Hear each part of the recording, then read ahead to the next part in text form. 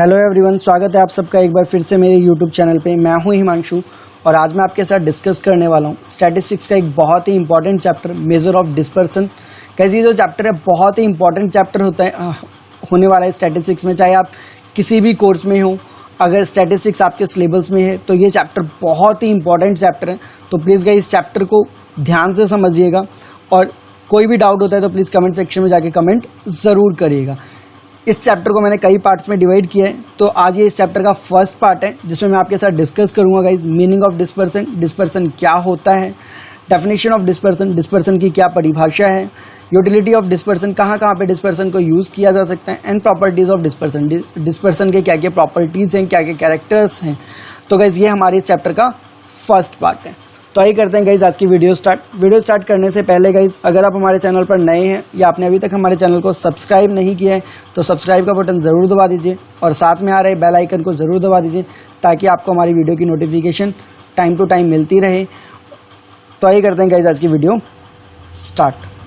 तो आइए guys start करते हैं अपना चैप्टर जिसका नाम है मेजर ऑफ डिस्पर्सन। हेडिंग डाल लीजिए गाइज मेरे साथ। चैप्टर का नाम है हमारा मेजर ऑफ डिस्पर्सन। स्टैटिस्टिक्स का गाइज ये बहुत ही इंपॉर्टेंट चैप्टर है, 11th क्लास के लिए हो या ग्रेजुएशन के लिए हो। अगर आपके सिलेबस में स्टैटिस्टिक्स है तो गाइज बहुत ही इंपॉर्टेंट होने वाला है ये आपके लिए चैप्टर। तो प्लीज़ इसको ध्यान से समझिएगा। कोई भी डाउट हो तो प्लीज़ बिना किसी हेजिटेशन के आप कमेंट सेक्शन में जाके कमेंट कर सकते हैं। तो हम स्टार्ट करने जा रहे हैं गाइज अपना नया चैप्टर जिसका नाम है मेजर ऑफ डिस्पर्सन। इस चैप्टर को हिंदी में गाइज प्रक्षेपण के माप या अपकिरण के माप भी बोला जाता है। प्रक्षेपण के माप या फिर अपकिरण के माप भी बोला जाता है। तो आज हम स्टार्ट करेंगे अपना चैप्टर मेजर ऑफ डिस्पर्सन। ठीक है, तो हेडिंग डाल दिया होगा गाइस आपने, मेजर ऑफ डिस्पर्सन। ठीक है सर। तो गाइस इस चैप्टर को स्टार्ट करने से पहले ये समझना ज़रूरी है कि डिस्पर्सन का मतलब क्या होता है। ये डिस्पर्सन है क्या? डिस्पर्सन है क्या? तो डिस्पर्सन का मतलब होता है गाइस हिंदी में गाइस फैलाव। फैलाव स्टैटिस्टिकल टर्म में अगर मैं बात करूं डिस्पर्सन का क्या मतलब है गाइस? प्रक्षेपण। लेकिन अगर मैं शुद्ध हिंदी में बात करूं तो डिस्पर्सन का मतलब क्या होता है आपका? फैलाव। तो पहले समझते हैं गाइस डिस्पर्सन होता क्या है। अब गाइस इस डिस्पर्सन को समझने के लिए हमें इससे पहले वाले चैप्टर जो हमने पढ़ा था मेजर ऑफ सेंट्रल टेंडेंसी, वहाँ पे एक बार दोबारा जाना पड़ेगा। सेंट्रल टेंडेंसी में हमने क्या पढ़ा था? एवरेज निकालना सीखा था। एवरेज हम कितने तरीके से निकाल सकते थे? काफ़ी सारे तरीके थे, mean, median, mode, geometric mean, harmonic mean, और उसके बाद पार्टीशन वैल्यू। बहुत सारी चीज़ें थी जिससे हम क्या निकाल सकते थे? अपने सेंट्रल टेंडेंसी को निकाल सकते थे। और सेंट्रल टेंडेंसी हमारी क्या थी गाइज? सेंट्रल टेंडेंसी हमारी क्या थी? Central tendency is equal to क्या था हमारा? मैंने आपको बताया था central tendency is equal to average. अगर आपने वो चैप्टर नहीं पढ़ा है तो गाइज प्लीज़ हमारे चैनल के प्लेलिस्ट पे जाके आप मेजर ऑफ सेंट्रल टेंडेंसी के प्लेलिस्ट को ओपन करके वो चैप्टर ही पढ़ सकते हैं। तो मैंने आपको बताया था गाइज सेंट्रल टेंडेंसी क्या किसके बराबर होता है? Central tendency is equal to average होता है। अगर आपने वो चैप्टर पढ़ा होगा तो आपको पता होगा कि सेंट्रल टेंडेंसी क्या होता है? एवरेज के बराबर होता है। और एवरेज क्या होता है मैंने बताया था? It is the single value, it is the single value which represent the whole data,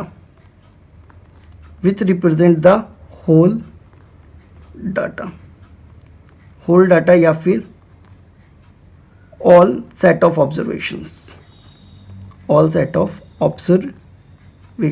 ये मैंने आपको पढ़ाया था गाइस सेंट्रल टेंडेंसी चैप्टर में, जो कि हमारा पिछला चैप्टर था। और सेंट्रल टेंडेंसी को निकालने के बहुत सारे तरीके थे, mean, median, mode, geometric mean, harmonic mean और partition value. There are the lots of method to compute central tendency. लेकिन गाइस हमें यहाँ पे सेंट्रल टेंडेंसी निकालना नहीं सीखना, बस मैं आपको सेंट्रल टेंडेंसी की मदद से डिस्पर्सन को समझाने की कोशिश कर रहा हूँ। सर सेंट्रल टेंडेंसी क्या होता है? एवरेज होता है। और एवरेज की मैंने डेफिनेशन बताई थी। एवरेज क्या? एक सिंगल वैल्यू है जो उस पूरे डाटा को क्या करता है? रिप्रेजेंट करता है। क्या उस ऑब्जर्वेशन के पूरे डाटा को क्या करता है गाइस? रिप्रेजेंट करता है। सपोज करिए गाइस मैं एक एग्जांपल ले रहा हूं, क्लास ए है, क्लास बी है और क्लास सी है, ठीक है गाइस। क्लास ए है, क्लास बी है, क्लास सी है, ठीक है सर। और यहाँ पे नंबर ऑफ स्टूडेंट कितने हैं गाइस, नंबर ऑफ स्टूडेंट है, मान लीजिए 1 स्टूडेंट, 2 स्टूडेंट, 3 स्टूडेंट और 4 स्टूडेंट और 5 स्टूडेंट, ठीक है, ठीक है सर। अब क्लास ए में जो पहला बच्चा है उसके कितने मार्क्स आए थे, 400। क्लास बी में फर्स्ट बच्चे के मार्क्स आए 350, इसके आए 50।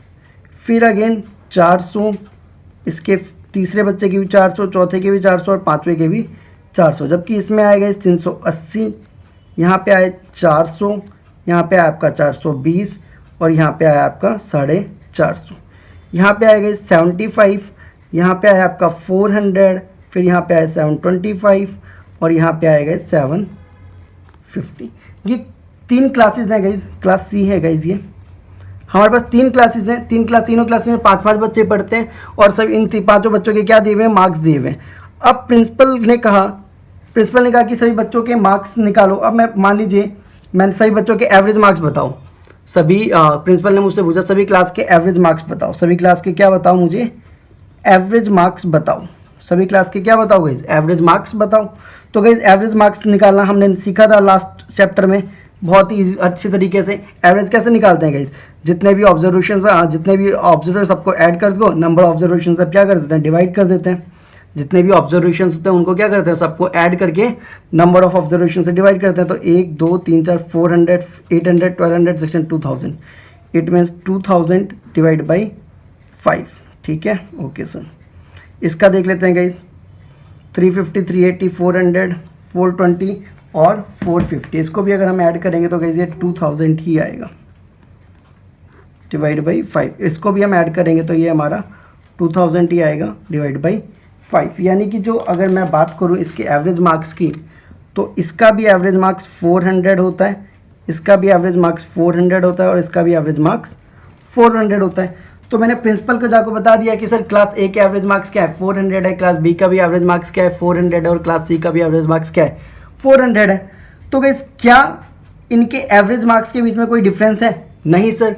इनके एवरेज मार्क्स में कोई डिफरेंस है क्या, नहीं सर, बिल्कुल। इनके अगर एवरेज मार्क्स में डिफरेंस नहीं है तो प्रिंसिपल क्या सोचेगा, यार तीनों क्लास तो बढ़िया परफॉर्म कर रही है, तीनों क्लास क्या कर रही है, बढ़िया परफॉर्म कर रही है, तीनों क्लास के मार्क्स क्या हो रहे हैं, तीनों क्लास के सभी बच्चों के मार्क्स क्या आ रहे हैं, 400 आ रहे हैं, 400 के अराउंड आ रहे हैं। तो मतलब कि सभी तीनों क्लास में बच्चे क्या आ जाए, अच्छे परफॉर्मेंस कर रहे हैं। जबकि यहाँ पे देख रहे हो आप कि यहाँ पे सभी बच्चों के मार्क्स क्या है, 400 है, कोई भी वेरिएबिलिटी नहीं है।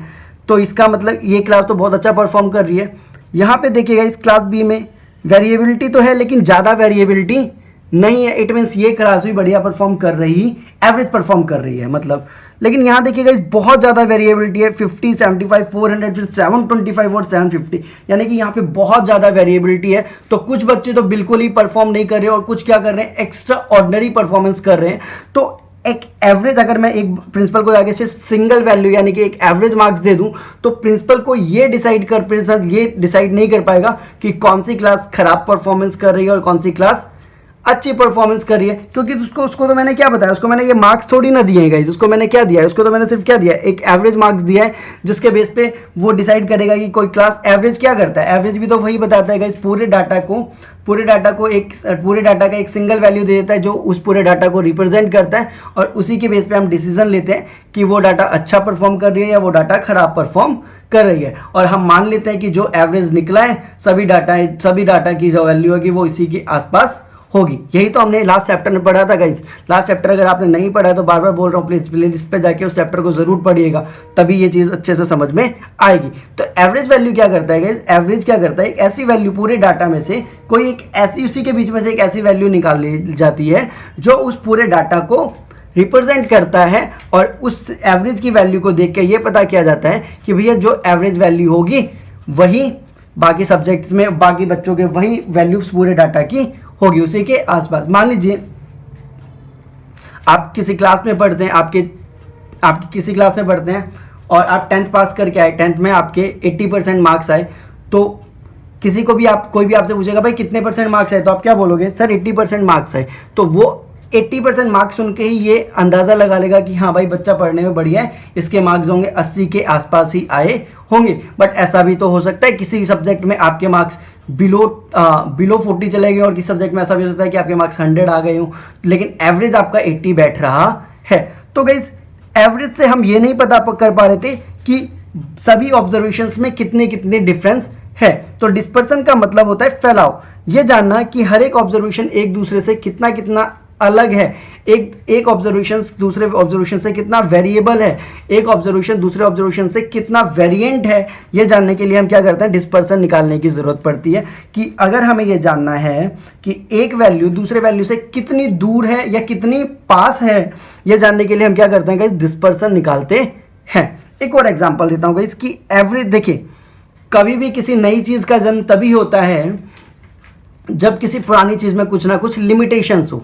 सर एग्जाम्पल के थ्रू समझते हैं, मान लीजिए अभी नए नए लैपटॉप्स आ रहे हैं, क्यों आ रहे हैं सर, पुराने लैपटॉप में कुछ ना कुछ कमी होगी तभी तो नए नए लैपटॉप डिस्कवर हो रहे हैं, नई नई गाड़ियां बन रही है, क्यों सर, पुराने गाड़ियां उस लायक नहीं होंगी तभी नई गाड़ियों को इन्वेंट किया जा रहा है। यानी कि कुछ ना कुछ कमियां होती हैं पुरानी चीज में, इसीलिए नई नई चीजों का इन्वेंशन होता है। तो एवरेज में भी काफी सारी कमियां थी, लिमिटेशंस थी, इसलिए डिस्पर्सन को बनाया गया और डिस्पर्सन निकालने की हमें जरूरत पड़ती है। और एवरेज की क्या लिमिटेशंस है मैंने आपको पिछले अभी 5 मिनट में बताया कि एक एवरेज क्या करता है, सिर्फ एक सिंगल वैल्यू आपको देता है जिसके बेस पे आपको सभी डिसीजन लेने होते हैं, जो कि पॉसिबल नहीं है, क्योंकि एवरेज तो किसी भी चीज का सेम हो सकता है लेकिन एवरेज से, जैसे मैंने आपको यहाँ पे दिखाया, इसका भी एवरेज 400 है, इसका भी एवरेज 400 और इसका भी एवरेज क्या है 400 है, बट आप ये डिसाइड नहीं कर पा रहे हो सिर्फ इस एवरेज मार्क से कि किस क्लास का परफॉर्मेंस बेटर है और किस क्लास का परफॉर्मेंस खराब है, क्योंकि यहाँ पे आपको वेरिएबिलिटी पता नहीं चल रही है। एक और एग्जाम्पल लेता हूँ guys,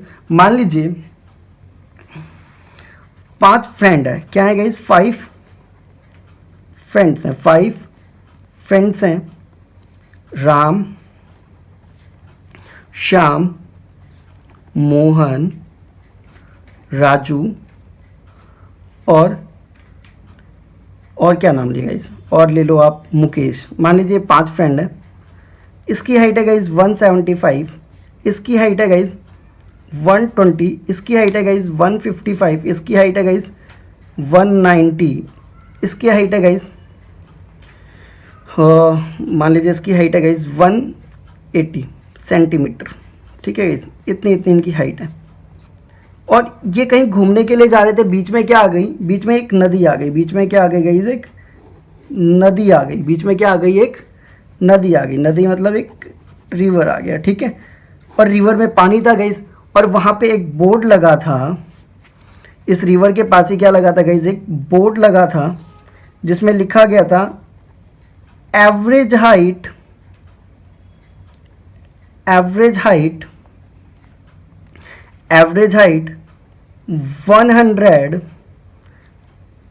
centimetre, average height 110 centimetre इस रिवर के सामने जो बोर्ड लगा था उसमें लिखा हुआ था। यानी कि इस रिवर की जो गहराई थी, एवरेज गहराई, वो क्या थी गाइस, 110 सेंटीमीटर थी। आपने कहा अरे यार एवरेज हाइट 110 सेंटीमीटर है, फिर तो मैं 175 का हूँ, आराम से पार कर लूंगा। इसने भी सोचा अरे मैं भी तो 120 का हूँ, मैं भी पार कर लूंगा। इसने भी यही सोचा कि कोई दिक्कत ही नहीं है। लेकिन गाइस एवरेज हाइट 110 सेंटीमीटर है। आप यहाँ पे देख रहे हैं कि इस रिवर की गहराई थोड़ी कम है, यहाँ पे और भी कम है, यहाँ पे कम है, लेकिन यहाँ पे गहराई क्या हो गई, बढ़ गई है। तो हो सकता है ये पार ना कर पाए, यहाँ पे हो सकता है कि इसकी जो गहराई हो ज़्यादा हो और ये शाम जब पार कर रहा हो इसको डूब जाए। तो ये पॉसिबल नहीं है गाइज एवरेज मार्क से ये पता कर पाना कि क्या वो पूरा डाटा आपके फेवर में है या नहीं है। क्या ये जो एवरेज हाइट से सिर्फ आप ये पता नहीं कर सकते कि ये नदी आप पार कर पाएंगे या नहीं कर पाएंगे। अगर आपको ये जानना है कि आप ये नदी पार कर पाएंगे या नहीं कर पाएंगे, तो आपको ये जानना ज़रूरी है कि इनके बीच की जो हाइट्स है, अलग अलग जगह पे अलग अलग हाइट्स है, उनके बीच में कितना वेरिएशंस है। अगर एवरेज 110 है तो अगर इसके आसपास हाइट है तो पार कर लेंगे, लेकिन अगर इनके बीच में काफ़ी ज़्यादा वेरिएशंस है तो पॉसिबल नहीं है शाम के लिए कि वो इस नदी को क्रॉस कर पाए। तो इसलिए गाइस डिस्पर्सन निकालने की जरूरत पड़ती है। तो अब मैं बिल्कुल एक सिंपल टर्म में बता रहा हूँ डिस्पर्सन क्या होता है गाइस। तो डिस्पर्सन एक सेट में एक सेट में जितने भी ऑब्जर्वेशंस होते हैं वो एक दूसरे से कितने अलग अलग हैं वो निकालने के लिए डिस्पर्सन निकाला जाता है, पहली चीज। और दूसरी चीज, हर एक ऑब्जर्वेशन अपने एवरेज से कितना दूर और कितना पास है ये निकालने के लिए भी क्या किया जाता है, डिस्पर्सन निकालते हैं। जैसे कि आप देख रहे हैं यहाँ पे 400 है, यहाँ पे एवरेज क्या है 400 है और ऑब्जर्वेशंस भी क्या है 400 है।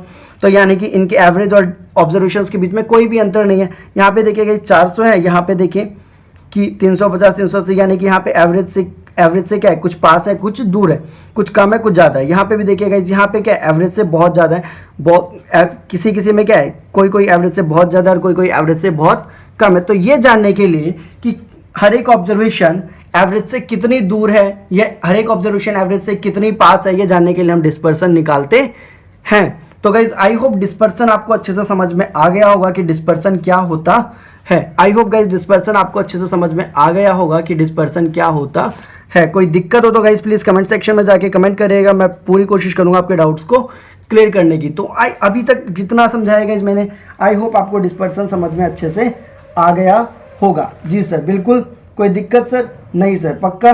ठीक है सर। एक बार डिस्पर्सन की गाइज डेफिनेशन लिखिए मेरे साथ, ठीक है सर।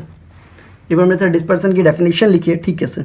तो लिखिए guys dispersion refers to the variations of items around an average. बताया मैंने गाइज कि डिस्पर्सन क्या करता है, जो भी आइटम्स होते हैं उनकी वेरिएशंस बताता है कि वो एवरेज से कितनी दूर और कितनी पास है। जैसे कि आप देख रहे हैं गाइज कुछ डाटा यहाँ पे 350 का अंतर है, यहाँ पे आपके 325 का अंतर है, यहाँ पे आपका बिल्कुल डिफरेंस नहीं है। तो गाइज डिस्पर्सन क्या करता है, आपको बताता है कि कोई भी आइटम एवरेज से कितनी दूर और कितनी पास है, और ये भी बताता है कि हर एक आइटम एक दूसरे से कितना अलग है और कितना दूर और कितना पास है। तो गाइज आप आई होप समझ में आ गया होगा, ठीक है? समझ में आ गया गाइज यहाँ तक? कोई दिक्कत नहीं सर, पक्का? जी सर। डिस्पर्सन में तो कोई दिक्कत नहीं है यहाँ तक? नहीं सर। सर इसकी कुछ थ्योरिकल चीज़ें भी लिख लें? जी सर, एग्जाम में आ सकता है गाइज, वैसे बहुत कम चांसेस है कि एग्जाम में थ्योरिकल पोर्शन आता है, बट फिर भी अगर आ जाए तो आपको वो एग्जाम में छोड़ना नहीं है। हम देखेंगे गाइज, उसको भी हम अटैम्प्ट करके आएंगे एग्जाम में अगर थ्योरिकल पोर्शन भी आता है। इसलिए लिख लीजिए कुछ चीज़ें जो एग्जाम में अगर डिस्पर्सन के रिगार्डिंग कुछ चीज़ें आ भी जाती हैं तो हम उसको लिख सकें, ठीक है सर। तो गाइज डिस्पर्सन लिख लें पहले, ठीक है?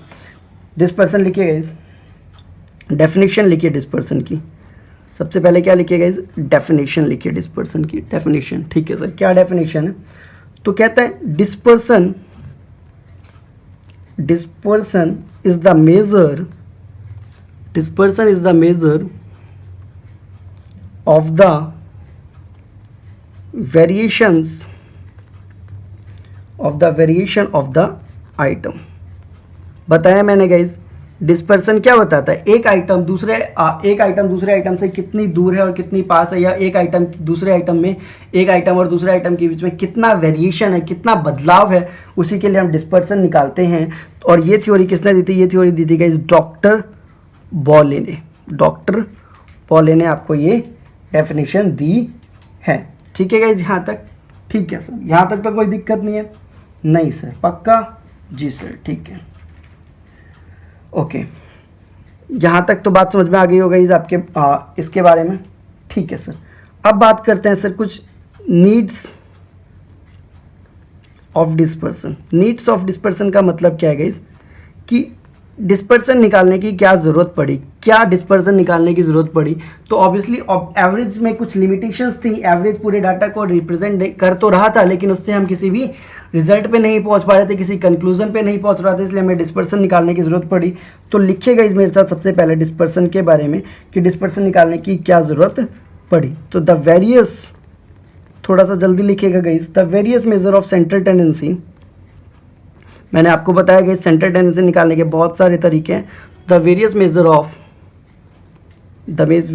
ऑफ सेंट्रल टेंडेंसी और एवरेज। मैंने बताया सेंट्रल टेंडेंसी बोल दीजिए, एवरेज बोल दीजिए, सेम चीज़ है।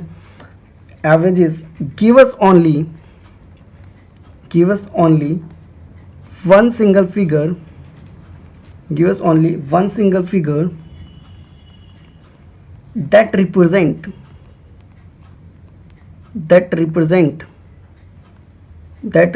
the set of data, क्या कहता है गाइस, अलग अलग मेजर ऑफ सेंट्रल टेंडेंसी हमने देखा है गाइस, वो सिर्फ हमें एक सिंगल वैल्यू देते हैं जो पूरे डाटा को क्या करते हैं, रिप्रेजेंट करते हैं वो हमें क्या करते हैं गाइस, सिंगल वैल्यू देते हैं जो हमें हमारे पूरे डाटा को रिप्रेजेंट करते हैं। ये हमने गाइस लास्ट चैप्टर में बहुत ही अच्छे से पढ़ा था। ठीक है, आगे देखिए गाइस, कहते हैं but the average alone can not describe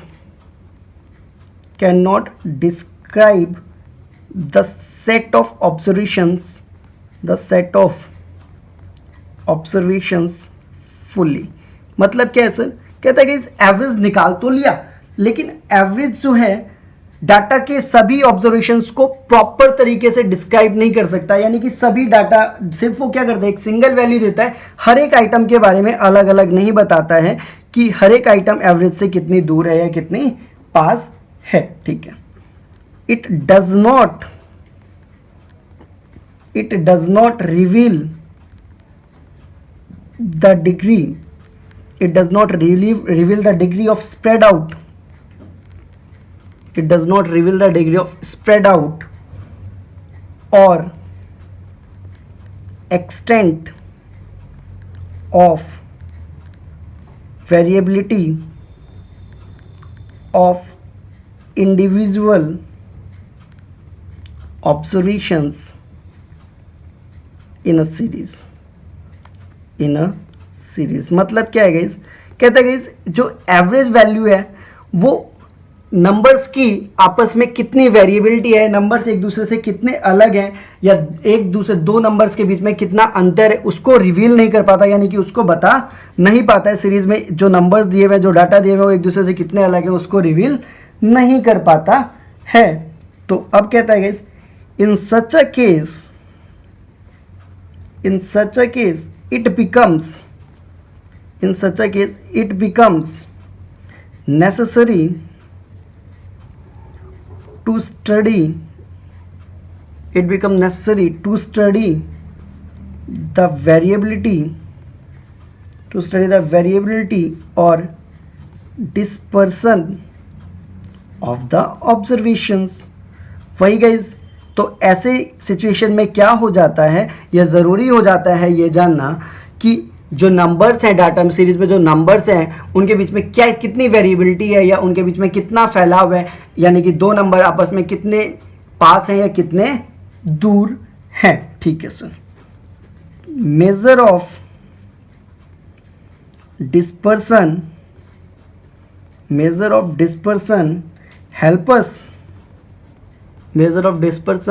help us to study variability of the item। कहता है कि मेजर ऑफ डिस्पर्सन हमारी मदद करेगा कि ये जानने में कि जो आइटम्स हैं वो एक दूसरे से कितने वेरिएबल हैं, या फिर साथ आप ये भी कह सकते हैं the extent to which the items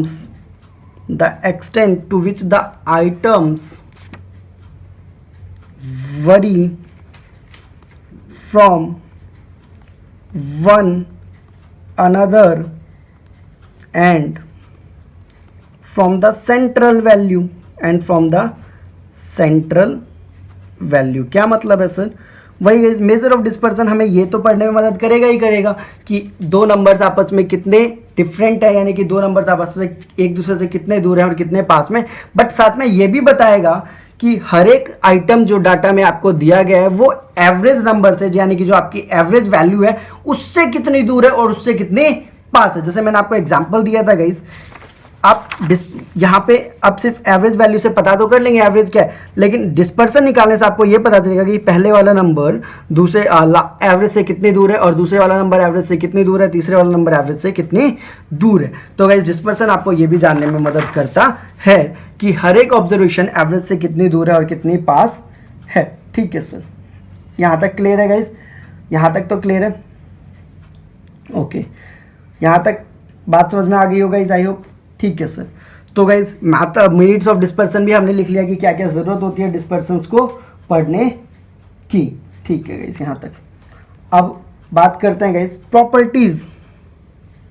अगर थ्योरी एग्जाम में कभी कभी पूछ लिया जाता है guys, properties of a good major of dispersion. एक अच्छा मेजर ऑफ डिस्पर्सन कब बोल क्या कि एक अच्छा मेजर ऑफ डिस्पर्सन होने के लिए क्या क्या चीज़ें ज़रूरी हैं। एग्जाम में कभी कभी ये क्वेश्चन आ सकता है गाइस, तो लिखिए guys, it should be easy to understand, समझने में इजी होना चाहिए गाइस, जो भी देखे इजीली समझ जाए कि हाँ ये नंबर एक दूसरे से इतने इतने वैल्यू में अलग हैं, ठीक है guys. It should be simple to calculate, calculate करने में बहुत आसान होना चाहिए। It should be simple to calculate, ठीक है guys.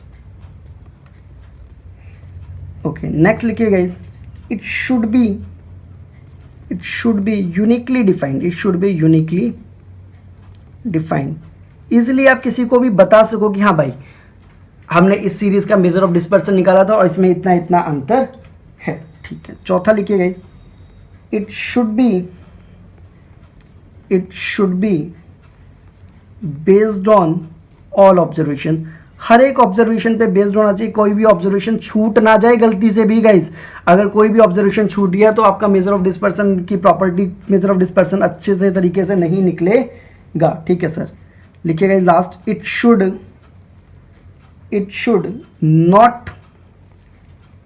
Not be unduly affected by the extreme values. Sir क्या मतलब है?